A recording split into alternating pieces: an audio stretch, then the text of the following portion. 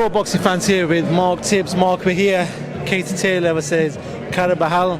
Two of your fighters on this card. So we've got Johnny Fisher, big Johnny Fisher, the Ron Football, and pretty boy right next to you, John Hedges. Just talk to me about, this is sort of the time where you're busy, the October, November, December, where trainers are normally busy. How have they both got on in camp? Oh, they're a pleasure to train. They're good students of the game, and Johnny Fisher, big Johnny Fisher's a big, massive ticket seller. Done 2,000 tickets for this show, and Johnny Hedges has done a fair amount of tickets as well. And they're good grafters, and they've had good sparring, and they're prepped very, very well for this camp. Yeah, both of them. Still both very young in their professional career. First of all, Johnny, I want to talk about Johnny Fisher. Being there, sparred a lot. Had good experience with quite a few fighters. How much more have you got to see with him? We haven't seen much of him, and there's a lot of stories where he's done well in sparring. Who's this? Fisher? Johnny Fisher. Johnny Fisher, yeah. Where he's done well in sparring. I've heard stories where he's done really well in sparring, and he's good in the gym. Sometimes the pressure of fighting night or maybe an awkward opponent hasn't. For us, we haven't seen that so far. When are we going to see that Johnny Fisher that everyone's talking about in the gym? Well, listen, look, that's all part of the process. You mentioned, when they're getting in fights with awkward people. I mean, when you're serious in this business, and with Johnny's attributes, as is his strength and his energy, and the people that's got around him, he has to smash that awkwardness out of the opponents in front of him. Do you know what I mean? And that's what he's understanding. We can't have it all our own way, but you got to just stay mindful, stay disciplined in the minutes and seconds of them rounds. Get behind the left lead and move that head and take the people apart in front of you. So, but Fisher's really, really coming on lovely. He's since he come back from Las Vegas with Joyce camp, that done him in good stead, and he seemed to have it's rubbed off on him a little bit out there, and we've had a good 5-6 weeks with him back here. So he's had some great sparring. Fisher, I think we took him a bit with Dubois, Daniel Dubois, done some Dubois sparring. We'd had Vianello, the Italian champion, over, so we had him in for a couple of weeks. He's had some good, smart sparring, and our own Tommy Fletcher, who's a southpaw, and John Hedges even gives Johnny good rounds. So I'm over the moon how he's shaped up, and he's really peaked well. And to feel him yesterday in the public workout was absolutely icing on the cake, because he got a little cold last week. We rested him up, didn't want to see him for a couple of days, and a couple of days don't want to see him for a couple of days. He's mad. He wants to run in his sleep. He wants to do sit-ups in his sleep, Johnny Fisher. But I could tell he took the foot off the gas, and it was lovely to feel, and I sensed the bounce in his step yesterday. So he's couldn't ask for better with Johnny Fisher. Great student to work with, and going to be a good fighter. Yeah. I suppose he's in a good position in regards to British heavyweight boxing. We've got Nathan Gorman, Fabio Wardley going to be fighting for it.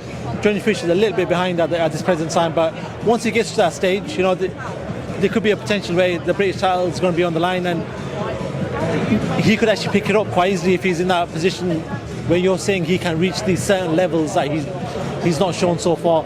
But he's in a good position in regards to British boxing right now, right? He's in a fantastic position, Johnny Fisher. I mean, listen, once I hear that S-Jam are talking about putting him in 8-rounders after in the new year, and that's about right.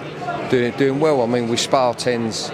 We in the gym. It's depends who he's got in front of him, but slowly but surely we'll be in championship fights before you know it. Do you want to talk about John Hedges? Yeah. Still very young in his professional career. He's had a bit of he had the first tough fight before he was with you anyway. Since you guys have joined together, what improvements have you seen from John, and what can we expect from John going forward? John Hedges is just he's moving on. He's snowballing with momentum, in confidence-wise and everything else. He knows how to diffuse and drain the energy out of a strong, experienced guy that's in front of him before he puts his work together, if you know what I'm saying now. So he's listen, he could win an area title fight tomorrow without a doubt. but he ain't really found his weight category yet, so that's what's holding him back. And being 20 years old also is holding him back. But like I said, he could win an area title fight tomorrow, but that would put him up there a little bit too soon, because of he hasn't quite found his weight category yet. He will be a cruiserweight for sure. Yeah. I suppose he's sort of still got to get that man strength right now. He's only 20 years old, only a few professional fights, still finding that man strength, which, if that's the case, it's going to be quite scary. Well, you know, John's really, really deceiving. You ask John to give you 10 press-ups, it'd be the most awkwardest press-up ever. It won't be full range of movement. His whole middle will be sagging, yeah, sagging like an old wet, sweaty sock. But when he's in a fight or in a spar, tough spar, lungs go on forever. Strong, really, you know, strong guy, Johnny Hedges. I don't talk about his man strength anymore. No need to, you know, and you know, before we know it, it'll be there. But listen, he can handle strong 32-year-old Chrysler 2Ks and Chev Clarks in front of him, you know, and he has to have his wits about him. But and he's getting more confident. So yeah, I'm happy the way John Hedges is coming on for sure. Well, Mark, I do want to move away and talk about boxing in general. You're a man who's been in the sport for a long time. You come from a family that's been in the sport for a long time, so we've got to talk boxing with you. First of all, I want to talk about the heavyweights. Tyson Fury, Derek Chisora, a fight that, you know what, when you look at it now, it's a fight that sort of makes sense. The Anthony Joshua fight didn't happen. Obviously, we would have liked the Anthony Joshua fight to happen, or even a better fight, but he's promised Derek Chisora a final fight. Tyson has, and he's giving him that final fight. What do you make of that matchup? Well, do you know what? To be fair, I wasn't a big fan of it, but understanding of the logistics of the heavyweight scene, you know, it is what it is. You know, if that's, you know what I mean. All the big boys are not available, and or they want to rebuild themselves, and so it is what it is. And I just hope 2023 brings the big fights for sure. And there's you got Dillian Whyte, you've got Anthony Joshua. That's a good fight. That make a good fight. Tyson Fury, you've got Usyk and Joyce. I think is a big threat to them all out there. I want to see them fights. You know, Joyce, Tyson Fury. Deontay Wilder's in the mix now. Puts a bit of fear amongst the big boys with that punching power. So let's hope 2023 brings the big fights for sure. Yeah, we've sort of been let down with some of the big fights. Anthony Joshua's fight with Tyson Fury never got made. We're hearing Errol Spence Crawford's not going to happen now as well. So as fight fans, there's a bit of frustration there. But we spoke about Dillian Whyte, Anthony Joshua potentially for, they say, maybe February next year. You've obviously worked with Dillian in the past. How do you see that fight playing out if they were to? Did you feel like Dillian's made enough improvements? And what do you make of Anthony Joshua's mindset at this present time leading up to that fight? Well, I think if that fight was to be made, I think at the moment Dillian Whyte has got a much more of a mental edge on him at this moment in time. Although I feel that Dillian's got with Buddy McGirt now, and I think that's a good move for him. And let's hope he can get his old box fighting style back behind that old left jab he's got, and he whips them body shots in, the body snatcher. I feel that where he is right now, both of them are coming off of losses, but I think that's a great fight, and the British public would want to see that for sure. Yeah, and I give Dillian the edge at the minute. You know what I mean? Because of the back-to-back losses of Anthony Joshua, the mental edge will belong to Dillian. Yeah. Frank Warren said something to us, to the media quite recently, saying that his two guys, Joyce and Dubois, would knock him out. Do you feel that that's the case? Do you feel like Anthony Joshua is open for a knockout, or what do you make of that comment? Well, I think his confidence is not brilliant right now, and therefore there is vulnerability there for sure. And Dubois is crispy, his confidence is up, he's got that WBA interim title. So, and he's a sharp young lion, sharp, straight shooter, does the basics very, very well, and he's fast and he hits hard. So I understand why Frank Warren's saying that for sure. And Joyce, yeah, and same in. He's relentless. Can't move that granite chin of his, and they don't call him the juggernaut for nothing. So I can understand Frank Warren saying that for sure. Yeah. He's a big problem to the heavyweight division, isn't he, Joyce? Like you said, he's awkward. He might not be the quickest, but he got heavy hands, granite chin. He's going to be hard to beat with any one of them guys. I'd love to see him versus Usyk. Usyk is a fantastic boxer, brilliant boxer. Probably the best out there.